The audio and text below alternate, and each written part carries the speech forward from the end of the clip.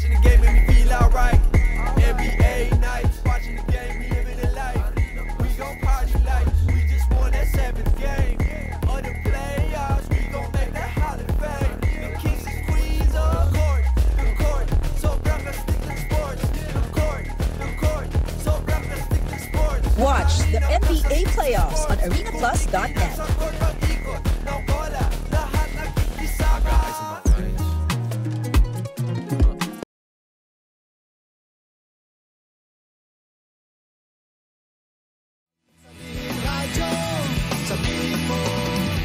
Energy.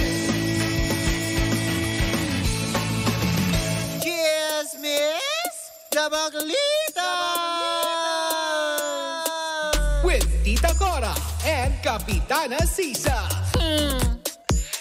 Same, pero iba dahil mag-isa ang bakla. O, di ba, na nakakaloka to highest level. Isang magandang umaga pa rin po, Luzon, Visayas, and Mindanao. O, di ba, Toroy? Naging nationwide. O, bakit ba? Through Facebook, through YouTube, tayo ay napapakinggan at napapanood.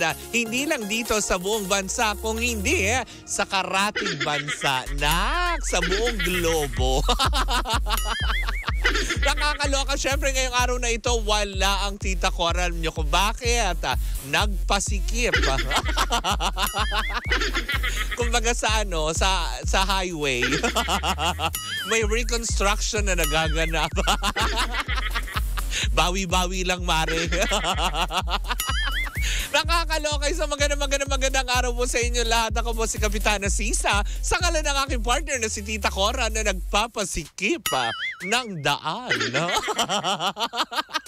Eto na ang baklita sa hi po sa inyong lahat. Siyempre sa mga nanonood at mga nakikinig sa kanilang mga radyo sa mga kayong panig ng Metro and Mega Manila, isang magandang umaga po sa inyong lahat. Gusto kong batiyan ng mga taga North Bay Boulevard North and North Bay Boulevard South.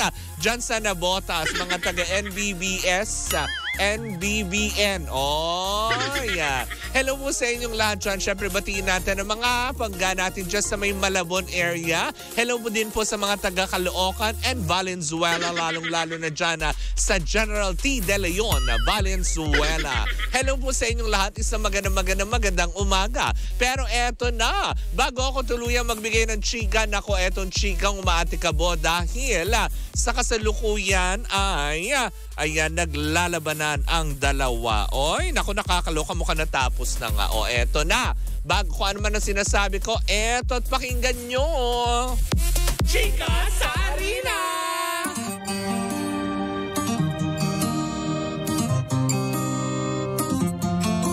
Huwag matakot sa hamon ng buhay.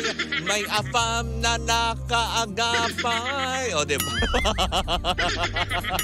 Ay, naku, nakakaloka to the highest level. Natapos na nga ang Game 6 ba? Tama ba? Oo, Game 6 sa pagitan ng Denver Nuggets at ng Timberwolves, kung saan nga naman meron lang Game 7 na magaganap.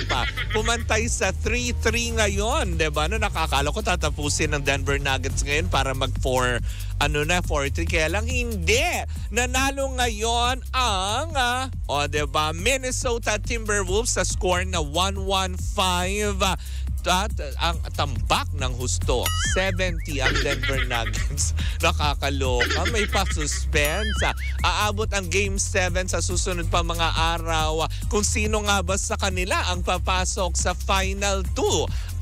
Diba? Nakakaloka. Dahil kahapon po, para po sa Eastern Conference, tinapos na po ng Boston Celtics sa score na 113 over 98 ang Cavaliers. At alam mo, sa Game 5 nila, binigyan nila ng 4-1 ang Cavaliers. Kaya nga naman pasok na sa top 2 na Final 2 na maglalaban para sa Eastern and Western Conference ng NBA playoffs ang Boston Celtics. Malalaman naman natin yan bukas kung sino nga ba tatapusin na ba ng NYK ng New York Knicks o magkakaroon ulit ng Game 7 pa sa pagitan ng Indiana Pacers at ng New York Knicks.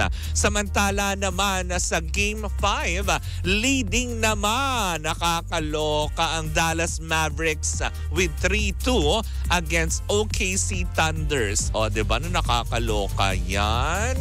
Diba, malalaman natin dahil 3-2 na kung matatapos at aabot ba sila sa mga Game 7 para malaman natin kung sino nga ba magtatapat-tapat sa Final 2 ng Eastern and Western Conference ng NBA Playoffs ay malalaman natin yan sa mga susunod na araw. Pero gaya ng sinabi ko pa rin, nanalo po, diba, against Denver Nuggets ngayong araw na ito ang Minnesota Timberwolves at nag 3-3 na sila. Antabayanan natin ang Game 7 kung mapapangatawanan ba ng Denver Nuggets ang kanilang titulo bilang kampiyon sa last season ng NBA. Malalaman natin yan sa mga susunod na araw. At syempre yan po muna ang kaganapan sa ating arena. Ayan, ang mga chikas sa arena ay hatid sa atin ang Arena Plus, astig sa sports na nakakaloka. Eto na ang chika for today's video. O, diba? Na nakakaloka. Meron tayo nasagap dahil meron pala. O, diba? Meron isang TV host ng Showtime. O, diba? Na iniwan ang Showtime para sumama. O, diba? Hindi sa bakasyon ni Tita Cora. Kung hindi, para sumama sa show ni Willie Revillame na ipalalabas. Ba't ka nagtatatawa? Diba? Sa TV5, talaga nga naman marami ang nalungkot dahil nga dito sa kaganapan na ito na kung saan nga naman, diba, na parang nasa Showtime ka na. Halos lahat ng mga tao, diba, na parang hindi naman lahat ng mga artista ng mga ganyan para mabigyan ng show, ng break, diba, yung may mga ganyang aspeto. Pero eto nga, hindi na nagdalawang isip etong singer-host na si Anna Ramsey kung saan nga naman kanyang tinanggap ang aloka para makasama sa Win Girls na tinatawag na pinakilala kamakailan para maging host at maging parte ng show ni Willie Revillame na gaganapin sa TV5. Sa nakikita po ninyo, kasama niya dyan sa Win Girls na yan ang influencer na si Quinay Mercado, ang former beauty queen na si Inday Fatima Bisan, at syempre ang singer TV host na si Anna Ramsey. Si Anna Ramsey napapanood po natin sa showbiz. Sa showbiz siya.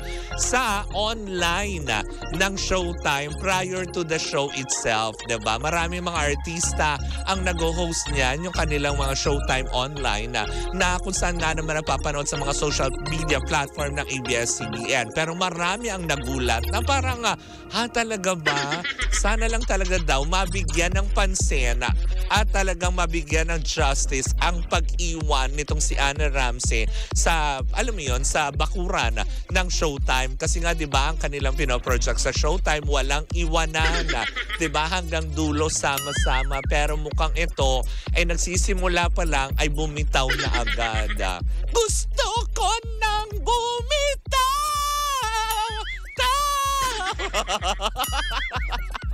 Diba? Nakakaloka. Tuloy ang mga netizen hindi naiwasan magkomento na kung saan nga naman sabi nila, good luck na lang sa magiging karir mo, Daya.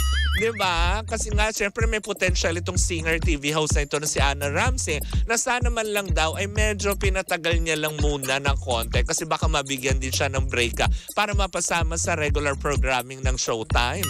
Kaya lang, syempre, hindi naman din natin maiiwasan dahil baka may iba din siyang gustong mangyari, diba? Sino ba naman tayo para pigilan natin? Hindi tayo magdedesisyon para sa kanyang karera. Pero yun na nga, diba? Marami lang din ang nanghihinayang kasi nandiyan ka na sa Showtime, diba? Yung mga ganong aspeto na parang sana nga, diba, na inintay mo lang muna yung pagkakataon at yung chance na mabigyan ka din ng break. Pero eto, mali naman natin, 'di ba? Kasi syempre ngayon sumama ka sa poder ng Wawawin. Wala naman din masama doon kasi syempre Willie Revilla may yan, 'di ba? Kaya lang kasi ngayon wala pa kasi definite date.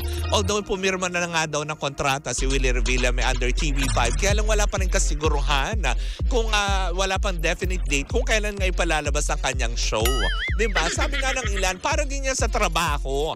Bago ka mag-resign, siguraduhin mo muna, alam mo yun, maganda ang lilipatan mo at tuloy ka na. Hindi yung sige ka ng sige, 'di ba? Pero yun nga, we wish her luck pa din, 'di ba? Mali din naman natin mabigyan din ng break itong si Anna Ramsey. O di naman kaya doon sa mga gusto din namang mangyari niya sa kanyang karera, sana doon niya matagpuan yun. 'Di ba? Wag na rin po natin siyang i-bash, wag na rin po natin siyang kung ano man ang sasabihin natin na ay wala ka pala nang iwan ka, ganyan, 'di ba? Well, kasi desisyon pa rin niya yan at the end of the day, 'di ba? Hindi rin naman natin mapipilit. Baka naman kasi alam niyo yun, meron siyang ibang plano para sa kanyang karera, kaya sinunggaban ang offer ng Wawawin para lumipat nga siya sa poder ni Willie Revilla. Well, anyways, yan po muna ang ating unang chika for today's video. Nako, eto pa ang susunod nating chikahan mamaya, ang tabayanan nyo dahil mamimigay lang din naman tayo ng 1,000 pesos sa dalawang winners natin mamaya, both on air and online, kung saan pwede kayong manalo ng tig 500 pesos. O, diba? Saan ka pa? Ganyang kagalante ang Bingo Plus, diba? Ayaw ng Bingo Plus na nalulungkot kayo. Kaya nga naman ang tabayanan nyo dahil mamaya kasama ko si Bingbing para magbigay ng Bingo Plus lucky number for the day para sa programang Baklitas yan, diba? Well, sama-sama natin yung pakatutukan. Well, in the meantime, ako pumuli si Kapitana Sisa sa ngalan ng aking partner na si Tita Cora. We are still same, pero iba! Tuloy-tuloy pa rin pa ang ating tugtugan. Siyempre, dito po lamang yan sa number 106.7 Energy FM. Pangga, wag mong sabihin radyo, sabihin mo...